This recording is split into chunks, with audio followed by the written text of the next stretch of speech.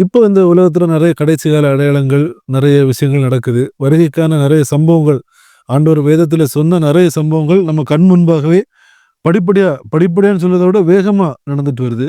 அது கவர்ன்மென்ட் வயசுலயா இருக்கட்டும், பஞ்சங்கள், யுத்தங்கள் எல்லா வயசுலயுமே.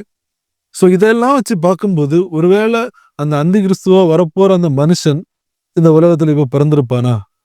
இல்ல அதுதான் இப்போ நீங்க அந்த புரிதல் நமக்கு வந்துடணும். என்னன்னா, ஆன்டி கிரைஸ்ட் இப்போ ஜீசஸ் கிரைஸ்ட் வந்து வரப்போறாரு அப்படின்ட்டு ஒரு 2000 வருஷமா காத்திருந்தாங்க. ஆபிரகாமின் நாட்களை பார்க்க ஆவலா இருந்தார். ஸோ அவங்க இவர் தான் மேசியாவா இருப்பாரோன்ட்டு அவங்க ஒரு காத்திருதல் இருந்துச்சு. ஒரு நாள் கிரைஸ்ட் பிறந்தார். பெத்லஹேம்ல கிரைஸ்ட் பிறந்தார்.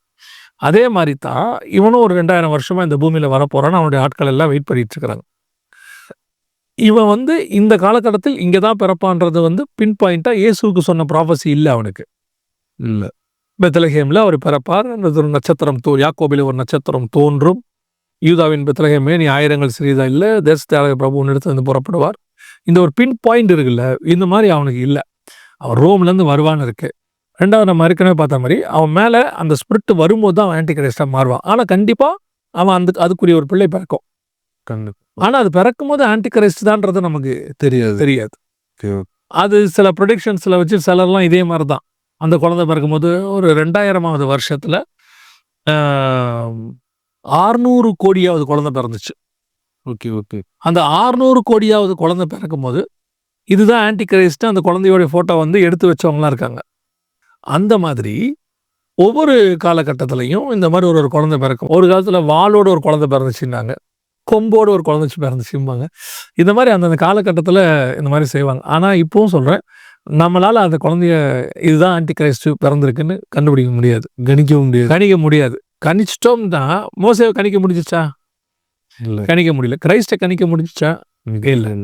அந்த மாதிரி அதாவது தூதர்கள் வந்து சொன்னதுனால இவங்க போய் பார்த்தாங்க. ஏரோதால் கண்டுபிடிக்க முடிஞ்சிச்சா? கண்டுபிடிக்க முடியாதனால தான் எல்லா பிள்ளையும் கொள்றான். அதே மாதிரி தான் மோசே ரட்சகன், அவன்றது யாருக்கும் தெரியாது.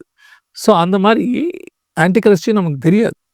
அந்த குழந்தை வளர்ந்து இருக்கும்போது தான் நமக்கு அது என்ன இதெல்லாம் தெரியும். பட் நம்ம என்ன நம்புகிறோன்னா, அந்த ஸ்பிரிட் யார் மேலேயாவது இறங்கும். இந்த காலகட்டத்தை பார்க்கும் பொழுது இது வந்து என்னுடையதான கணிப்பு, பிப்ளிக்கலாக இல்லை.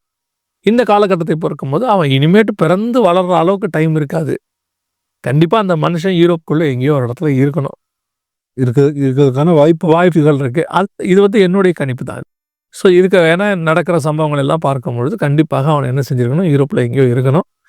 அந்த ஸ்பிரிட் அவன் மேலே ஆளுகை செய்ய தொடங்கும்போது, ஏசு மேலே பரிசுத்த ஆவியானவர் இறங்குறாரு இல்லையா யோர்தானில், அந்த மாதிரி அந்த ஸ்பிரிட் இவனை ஒரு இடத்துல டக்குன்னு வரும்போது இவன் ஆங்கராக மாறுவான். நம்மளுடைய ஒரு விஷயம் ஒன்று சின்ன ப்ரெடிக்ஷன் நான் என்ன பண்ணுறேன்னா, யூரோப்பியன் யூனியனுக்குள்ளே இருக்கக்கூடியதான பொலிட்டிக்கல் விங் இருக்குது. ஒரு 600 700 எம்பிஸ் இருக்காங்க. இந்த எம்பிஸ்குள்ளே எங்கேயோ தான் இருக்கணும். அந்த எம்பி இவர் தான் நமக்கு தெரியாது. எம்பி ஆகாமையும் இருக்கலாம். ஓகே. ஆனால் அந்த ரேஸில் அவன் இருக்கணும். ஏன்னா அவன் அதுக்கு எம்பியா இருந்து உள்ளே வந்தால் தான் அதுக்கு அவன் தலைவராக மாற முடியும். ஓகே. புரியுதுங்களா? ஸோ அதை கெஸ் பண்ணி தான் நம்ம சொல்கிறோம். ஓகே பிரதர், ரொம்ப சந்தோஷம், ரொம்ப நன்றி.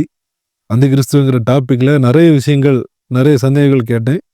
மிக தெளிவான விளக்கங்கள் எங்களுக்கு தந்ததுக்கு ரொம்ப நன்றி பாஸ்டர். தேங்க்யூ.